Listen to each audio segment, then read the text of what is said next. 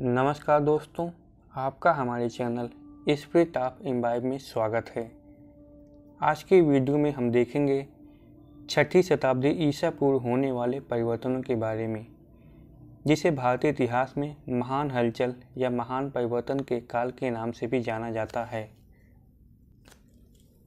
इसे महान परिवर्तन का काल इसलिए कहा गया क्योंकि इस काल में न केवल राजनीतिक स्तर पर अपितु आर्थिक, सामाजिक एवं सांस्कृतिक स्तर पर भी परिवर्तन देखने को मिलता है।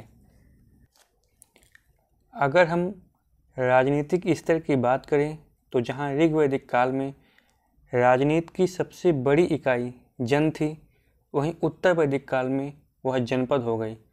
आगे चलकर छठी शताब्दी ईसा पूर्व में उत्तर वैदिक काल का जनपद महाजनपद में परिवर्तित हुआ। इस तरह छठी शताब्दी ईसा पूर्व में कुल 16 महाजनपदों का उदय होता है। इसी तरह अगर हम आर्थिक स्तर पर परिवर्तनों की चर्चा करें तो यह परिवर्तन हमें दो रूपों में देखने को मिलता है।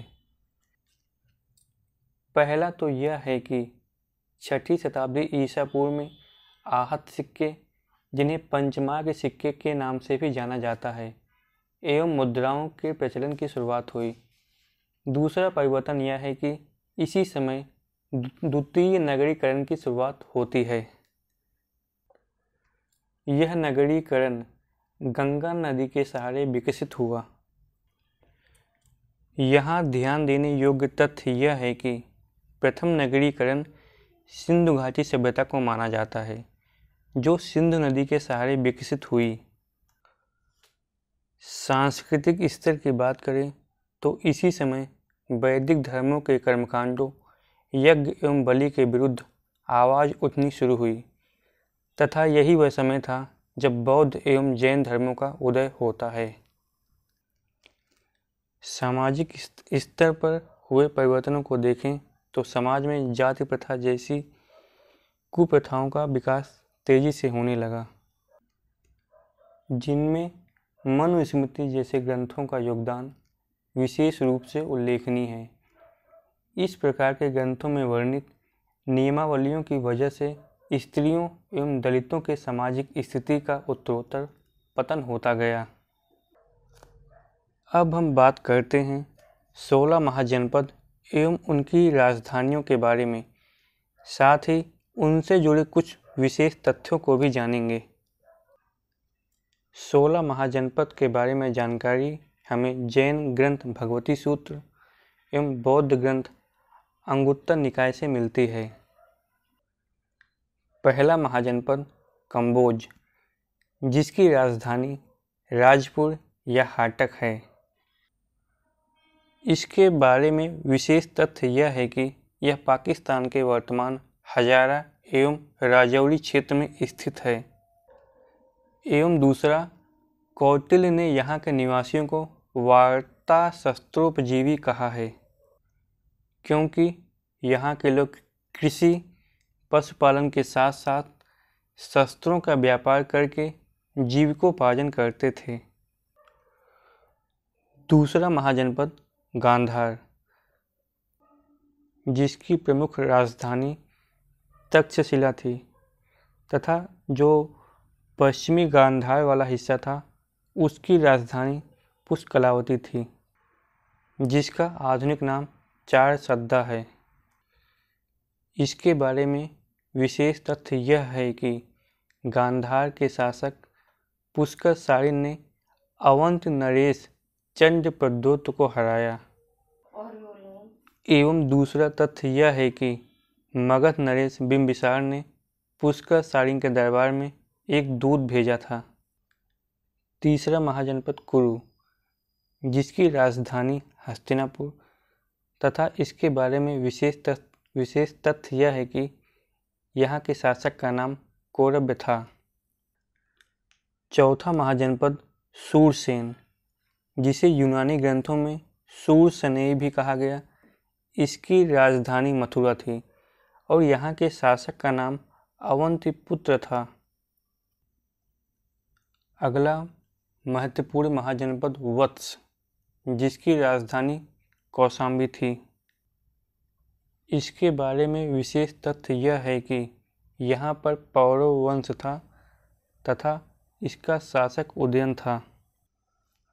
भास की प्रसिद्ध पुस्तक स्वप्नवासो दत्ता में पौरव वंश के शासक उदयन एवं अवंत नरेश चंद्र प्रद्योत की पुत्री वासव दत्ता की प्रेम कथा का वर्णन मिलता है। अगला महत्वपूर्ण तथ्य यह है कि मगध नरेश शिशुनाग ने वत्स को जीतकर मगध का हिस्सा बनाया। अब बात करते हैं छठे महाजनपद काशी के बारे में, जिसकी राजधानी वाराणसी थी। अगला महाजनपद मगध, जिसकी राजधानी राजगृह या गिरिब्रज थी। अगला महाजनपद अंग, जिसकी राजधानी चंपा, जो वर्तमान बिहार के भागलपुर एवं मुंगेर जिले में स्थित है। महाभारत एवं पुराणों में चंपा का नाम मालिनी प्राप्त होता है। अंग के बारे में विशेष तथ्य यह है कि यहाँ का शासक ब्रह्मदत्त था। चंपा एक नियोजित नगर था तथा इसके वास्तुकार महागोविंद थे। अंग के बारे में महत्वपूर्ण तथ्य यह भी है कि सर्वप्रथम अंग को जीतकर मगध के विस्तार की शुरुआत हुई। अगला महाजनपद पांचाल, इसकी 2 राजधानियां थी। उत्तरी पांचाल की राजधानी अहिच्छत्र एवं दक्षिणी पांचाल की राजधानी कांपिल्य थी। 10वां महाजनपद कोसल, इसकी भी 2 राजधानियां थीं। उत्तरी कोसल की राजधानी श्रावस्ती एवं दक्षिणी कोसल की राजधानी कुशावती थी। इसके बारे में विशेष तथ्य यह है कि अलेक्जेंडर कनिंघम ने श्रावस्ती की पहचान सहेत महेत नाम से की तथा इसका विन्यास अर्धचंद्राकार था। अगला महाजनपद वज्जी, जिसकी राजधानी वैशाली, यह 8 गढ़ों का समूह था। इसके बारे में विशेष तथ्य यह है कि वैशाली के लिच्छवियों ने ही सर्वप्रथम गणतंत्र स्थापित किया। वैशाली बुद्ध काल का सबसे बड़ा गणतंत्र था। इसके बारे में एक और विशेष तथ्य यह है कि लिच्छवी गणराज्य के शासक चेटक की पुत्री चेलना का विवाह मगध नरेश बिंबिसार से हुआ। अगला महाजनपद मल्ल, जिसकी राजधानी पावा थी। इससे अगला महाजनपद चेदी, जिसकी राजधानी सुक्तिमती या सोत्थिवती थी। तत्कालीन चेद महाजनपद का क्षेत्र आधुनिक बुंदेलखंड के क्षेत्र के नाम से भी जाना जाता है। अगला महाजनपद अवंती, इसकी 2 राजधानियां थी। उत्तरी अवंती की राजधानी उज्जैनी एवं दक्षिणी अवंती की राजधानी माहिष्मती थी। इसके बारे में विशेष तथ्य यह है कि यहाँ पर प्रद्योत वंश था और उसका शासक चंद्र प्रद्योत था।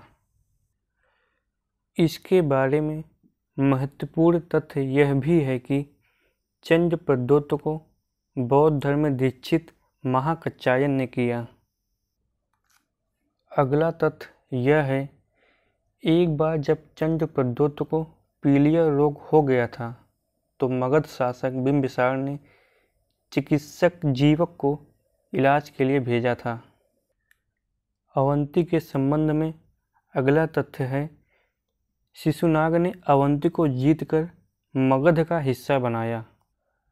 अगला तथ्य, अवंती नरेश चंद्र प्रद्योत को गांधार शासक पुष्कर सारी ने हराया था। अगला महाजनपद मत्स्य, जिसकी राजधानी विराटनगर। यह महाजनपद राजस्थान के मरुस्थल में स्थित था। 16वां एवं अंतिम महाजनपद अस्मक, जिसकी राजधानी पोर्टल या पैठन थी।